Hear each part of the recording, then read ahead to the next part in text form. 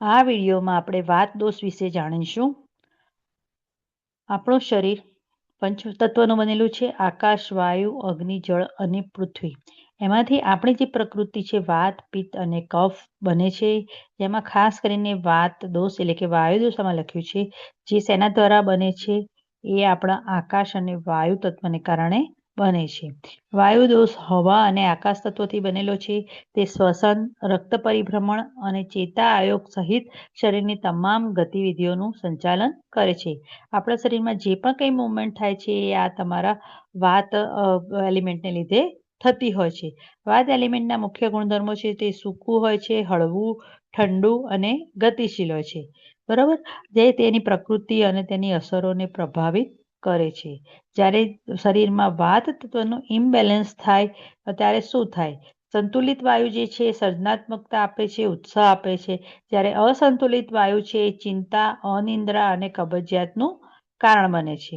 વાયુ તત્વ પ્રધાનવાળી વ્યક્તિ કેવી હોય છે? સામાન્ય રીતે તેનો બાંધો પાતળો હોય છે, ત્વચા શુષ્ક હોય છે, હાથ અને પગ ઠંડા હોય છે અને એને અનિયમિત ભૂખ લાગતી હોય છે. માનસિક લક્ષણો તેની ઝડપી વિચારસરણી હોય છે, અત્યંત સર્જનાત્મક અને ઉત્સાહી હોય છે, પરંતુ ચિંતા, ભય અને અસ્થિરતાની વૃત્તિ ધરાવતા હોય છે વાત પ્રધાનવાળી વ્યક્તિઓ. જ્યારે શરીરમાં વાયુ ઇમ્બેલેન્સ થાય છે ત્યારે કબજિયાત થાય, પેટમાં ગેસ ભરાય છે, સાંધામાં દુખાવો થાય છે, સ્કિન ડ્રાય થઈ જાય છે, ચિંતા થાય છે, ઊંઘ નથી આવતી એટલે કે અનિદ્રા થાય છે. જે બધું બતાવે છે કે તમારા શરીરમાં વાયુ તત્વનું ઇમ્બેલેન્સ થયેલું છે, વાત દોષનું ઇમ્બેલેન્સ થયેલું છે. વાત દોષને કેવી રીતે સંતુલિત કરી શકાય? એટલે મૂળ મંત્ર શું છે? નિયમિતતા, તેલ અને હૂંફ. વાયુને શાંત કરવા માટે ગ્રાઉન્ડિંગ, ગરમ અને સ્થિરતા લાવતી પદ્ધતિઓ અપનાવી જરૂર છે. જેમાં પ્રથમ તો આહારમાં ફેરફાર જોઈએ તો ગરમ, ભેજવાળા અને પૌષ્ટિક ખોરાક જેવા કે સૂપ, રાંધેલા અનાજ અને ઘી જેવા આરોગ્યપ્રદ ચરબીનું સેવન કરો.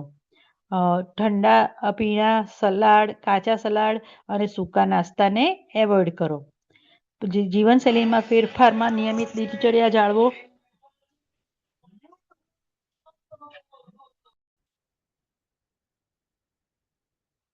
વાત તત્વોને બેલેન્સ કરવા માટે જીવનશૈલીમાં પણ કેટલાક ફેરફાર કરવા જરૂરી છે. નિયમિત દિનચર્યા જાળવો, ખાસ કરીને સૂવાનો અને ભોજનનો સમયને નિયમિત રાખો. એ સિવાય પ્રવૃત્તિઓ જેવી કે યોગ, ધ્યાન જેવી સૌમ્ય અને ગ્રાઉન્ડિંગ કસરતો કરો.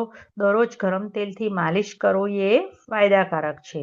વાયુ જે છે આપણા શરીરમાં એના 5 પેટા પ્રકાર છે: પ્રાણ, સમાન, વ્યાન, ઉદાન અને અપાન.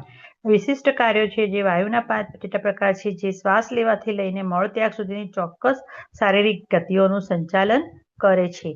તો તમારા શરીરમાં વાત તત્વ ખૂબ જ જરૂરી છે, પરંતુ જ્યારે તે ઇમ્બેલેન્સ થાય છે ત્યારે તે શરીરમાં શારીરિક તકલીફો લાવે છે.